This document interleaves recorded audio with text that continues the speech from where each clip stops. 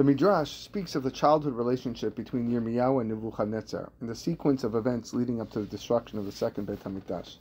On his way out of Yerushalayim together with his exiled nation, Yirmiyahu watched how the troops of Nebuzaradan did not allow Bnei Israel to cry, threatening to beat anyone found shedding a tear. Yirmiyahu demanded to know why and was told that Nebuchadnezzar forbade it, fearing the tears would return them to Yerushalayim because their God could not bear the sight and sound of his children crying. 2 weeks of travel to Babel, if not longer, and they were not permitted to cry. Once they arrived, though, they could cry as much as they liked. When the tears subsided, Yirmiyahu set off back to Yerushalayim to help those who remained, and the people began crying once again. He threw his hands up to heaven and said, "Had you only cried like this once while you were still in Yerushalayim, you would not have been exiled." Upon reaching Yerushalayim, Yirmiyahu himself sat down and cried, but HaKadosh Baruch Hu said to him, "You don't know how to cry. Go call Abraham, Yitzchak, and Yaakov. They know how to cry." Very moving midrash, which I should suggest to read in full, recounts how Yirmiyahu summoned the Avot, and then Moshe Rabbeinu, and then the group appeared before Hashem to plead on behalf of Bnei Israel. They were unsuccessful, though. None of their merits were able to reverse or fix what had taken place, not even Akedat Yitzchak. But next in line, Rachel Imenu, who appeared in front of Hashem and presented her case.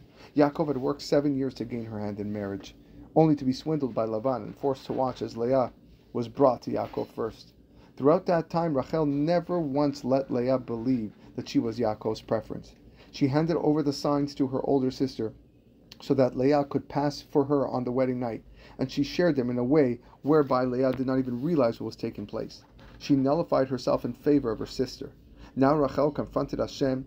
"You know, God, I had every right to be jealous and every right to cry out at the injustices done to me. Yet I remained quiet to protect my sister from embarrassment.